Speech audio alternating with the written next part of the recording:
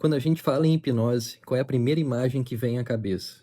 Provavelmente um pêndulo balançando, olhos virando e alguém perdendo completamente o controle. Só que isso não descreve a hipnose clínica. E se a história real por trás da hipnose for bem diferente? Menos espetáculo e muito mais ciência de ponta. Uma ciência com potencial real de melhorar a medicina e a psicologia como a gente pratica hoje. Vamos direto ao ponto. A cena clássica de alguém estalando os dedos e pronto, a pessoa entra em um transe na hora, funciona muito bem no palco. Mas não é assim que a hipnose é usada em contextos clínicos sérios. Principalmente quando falamos de dor, ansiedade, procedimentos médicos ou mudança de comportamento.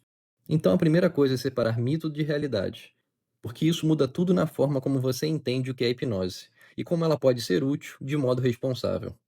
Talvez o maior mito seja este, a ideia de que hipnose é controle da mente, e não é. Na hipnose clínica, a pessoa não vira marionete. O que se observa é um estado de atenção focada com absorção, imaginação ativa e responsividade às sugestões. Em outras palavras, não é perda de controle, é um jeito diferente de usar o controle atencional e a experiência subjetiva. Em estudos e na prática clínica, quando o método é aplicado eticamente, a cooperação e o senso de agência do paciente são centrais.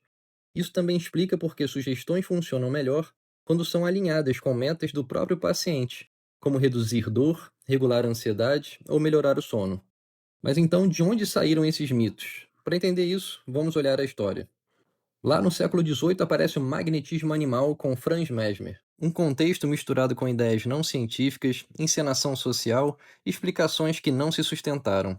Mais tarde, no século XIX, James Braid propõe o termo hipnotismo e ajuda a puxar o fenômeno para um campo mais psicológico e observável. Na França, o debate cresce entre visões diferentes da hipnose, incluindo discussões sobre sugestão, histeria e o que seria um estado especial da mente. Com o tempo, especialmente no século XX, pesquisadores começaram a padronizar medidas, escalas de suscetibilidade hipnótica e desenhos experimentais mais rigorosos. E aos poucos, a hipnose passa a ser tratada como algo que pode ser testado, replicado, medido e comparado com intervenções já estabelecidas. Pulando para os dias de hoje, a virada importante é que a gente tem métodos melhores para observar o cérebro e o comportamento. Hoje temos técnicas de neuroimagem, medidas psicofisiológicas, mas isso não encerra o debate. E qual é o debate principal? Existem duas correntes principais tentando explicar o fenômeno da hipnose. De um lado, teorias de estado, e a ideia de que a hipnose envolve sim uma configuração distinta de consciência e controle atencional, com mudanças no modo como a pessoa monitora, interpreta e vivencia percepções e ações. Do outro lado, estão as teorias de não estado. A tese é que a hipnose pode ser explicada por processos psicológicos normais, como a expectativa, crença, motivação, imaginação, foco e dinâmica social, sem precisar assumir um estado especial separado. E o ponto mais honesto cientificamente é este: há dados compatíveis com os dois enquadramentos, e muita coisa depende de como você define estado, quais são as medidas que você usa e qual fenômeno específico você está analisando. Na clínica, o que importa é menos a briga conceitual e mais a previsibilidade, a segurança, a ética e a eficácia. Ou seja, o método funciona melhor quando você entende quais mecanismos estão em jogo, para quem funciona mais e em quais contextos funciona pior. E aqui entra um detalhe essencial e muito mal compreendido.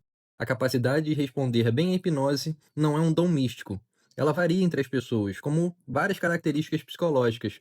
Quando você mede isso com escalas padronizadas, aparece um padrão consistente em amostras grandes de que uma minoria responde de forma muito alta, uma outra minoria responde de uma forma mais baixa e a maioria fica numa faixa intermediária. E isso não significa que só quem é altamente responsivo se beneficia da hipnose.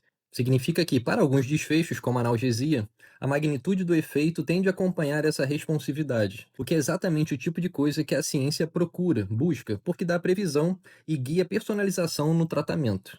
E agora tem outro aspecto muito importante. Primeiro, hipnose não é uma solução mágica isolada. Em alguns cenários, ela funciona melhor como um componente adicionado a intervenções que já são validadas, ou como suporte em procedimentos. Por exemplo, existe evidência de que integrar técnicas hipnóticas à psicoterapia pode aumentar resultados em comparação com a psicoterapia sem hipnose. Em média, uma meta-análise clássica sobre hipnoterapia como adição à terapia encontrou ganhos relevantes quando a hipnose foi integrada ao tratamento, embora a magnitude varie por estudo, por método e por população. Segundo aspecto, há um corpo robusto de evidências para o uso em dor e em procedimentos médicos, especialmente no controle de dor, ansiedade do procedimento, náusea, estresse e redução de necessidade de medicação em alguns contextos. Em certos procedimentos, estudos controlados mostraram que intervenções breves, aplicadas antes ou durante o procedimento, podem reduzir o sofrimento subjetivo e melhorar a experiência do paciente. Terceiro aspecto, a hipnose tem bons dados em temas como ansiedade, manejo de estresse e sintomas associados, especialmente quando combinada com estratégias cognitivas, comportamentais e de regulação fisiológica. E aqui também vale uma precisão científica. Hipnose não é um substituto universal para todo o tratamento de ansiedade. O que a evidência sugere é que pode ser uma ferramenta útil para certos perfis e certas metas, como reduzir a hiperativação, treinar a atenção, modular a interpretação de sensações corporais e aumentar a autoeficácia. Em geral, quando a hipnose é bem aplicada, ela vira um treino e não um truque. E tem outro ponto sofisticado, mas fácil de entender. A hipnose não apaga a dor como se desligasse um botão do corpo. Ela altera a experiência da dor e a forma como o cérebro integra sinais sensoriais com significado, expectativa, medo e atenção. Por isso, duas pessoas podem ter o mesmo estímulo físico, mas sofrimento muito diferente. E por isso, sugestões bem construídas podem reduzir a intensidade percebida, reduzir incômodo ou aumentar a sensação de controle, especialmente quando são testadas, ajustadas e alinhadas com objetivos do paciente.